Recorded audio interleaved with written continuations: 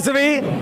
నేను నవీన్ కడిమిశెట్టి, ఈ ఆలయ కమిటీ ఈరోజు అమ్మవారి జయంతి సందర్భంగా చైర్మన్గా నన్ను ఎన్నిక చేసినందుకు నన్ను గోగుల్ సుమన్ కుమార్ గారిని, బాదం దినేష్ గారిని చైర్మన్గా ఎన్నుకున్నందుకు ముందుగా మా ప్రెసిడెంట్ సెక్రటరీ ట్రెజరర్లకు ధన్యవాదాలు తెలుపుకుంటూ ఈరోజు మా వాసవి మాత అమ్మవారి జయంతి జరుపుకుంటూ ముందుగా భక్తులందరికీ జై వాసవి చెప్తూ వాసవి మాత జయంతి సందర్భంగా మేము మన ఆర్య వయసుల కులదైవమైన మా వాసవి మాతకి ఆ జయంతి మాకు ఎంతో జనాలకిలోకి తెలియాలని చెప్పి ఈరోజు ఒక 1000 మంది వయసుల దాకా ఈరోజు దర్శనం చేసుకుంటున్నారు.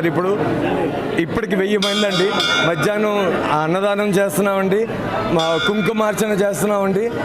ఇలాగ ఈరోజు పారాయణం కూడా జరుగుతుందండి. ఈరోజు భక్తులందరూ కలిసి ఇంకా చీరలు కూడా మనం దానం చేస్తున్నామండి, దుప్పట్లు దానం చేస్తున్నామండి, భక్తులందరికీ ప్రసాదం కూడా పెడుతున్నామండి. ఇవన్నీ జరుపుకుంటూ ఈరోజు చాలా ప్రత్యేకమైన దినం అని చెప్పి భక్తులందరినీ ఒకసారి వచ్చి దర్శించుకోవాల్సిందిగా కోరుకుంటూ సెలవు తీసుకుంటున్నానండి. 22-24 సంవత్సరానికి నా పేరు ఆర్సిటి దినకర్ అండి, ప్రెసిడెంట్గా చేస్తున్నామండి. ఈరోజు అమ్మవారి జయంతి 147 సంవత్సరాల చరిత్ర గల గుడి అండి. ఈరోజు ఉదయం నుంచి క్షీరాభిషేకం చేసామండి. ఇప్పుడేమో లలితా పారాయణం పసుపు కుంకుమంతో పూజలు అవుతున్నాయండి. తర్వాత నారాయణ సేవ అండి. తర్వాత అమ్మవారి అందరికీ భక్తులకి ఇప్పుడు నారాయణ సేవ అయిన తర్వాత దుప్పట్లు పంచుతామండి. తర్వాత భక్తులకి అందరికీ తీర్థప్రసాదాలు మహాప్రసాదం అందజేయబడుతుంది. ఇది 147 సంవత్సరాల చరిత్ర కలది కాబట్టి అమ్మ మహిమ కలది. అందరూ ఈరోజు వచ్చి భక్తులందరూ దయచేసి అమ్మవారు దర్శించుకోవాల్సిందని కోరుకుంటున్నానండి. జై వాసవి అండి. శివకుమార్ అండి. ఈ కోవిల్కి నేను ట్రెజరర్గా వ్యవహరిస్తున్నాను. 2022-24 సంవత్సరానికి మా ప్రెసిడెంట్ గారు దినకర్ గారు, మా సెక్రటరీ గారు గ్రంథి రామకృష్ణారావు గారు, అలాగే ఇది 1052వ జయంతి అండి.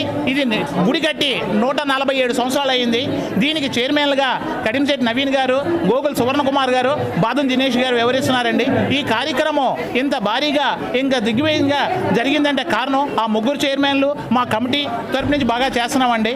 అలాగే 102 మంది మహిళల చేత, ఎందుకంటే 102 గోత్రాలండి, 102 మహిళల చేత సామూహిక కుంకుమ పూజలు కూడా చేయిస్తున్నాము.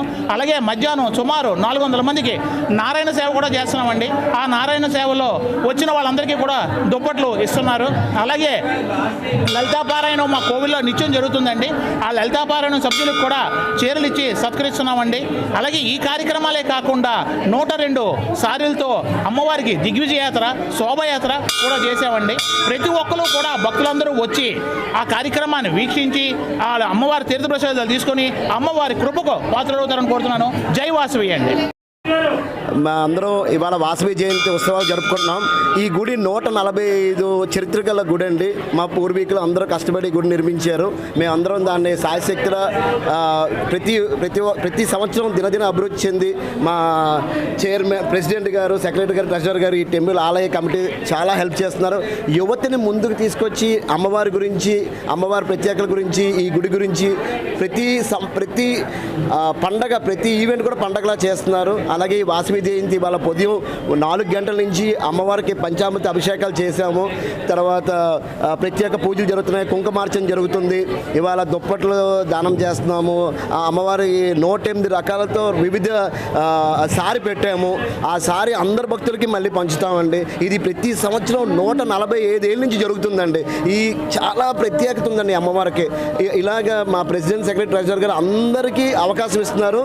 ప్రతి పండగ ఒక్కొక్క చైర్మన్ వచ్చి ఆ చైర్మన్తో చేయిస్తున్నారు. థ్యాంక్ యూ దినకర్ గారు, సుగ్గు శివ గారు అండ్ రామకృష్ణ గారు.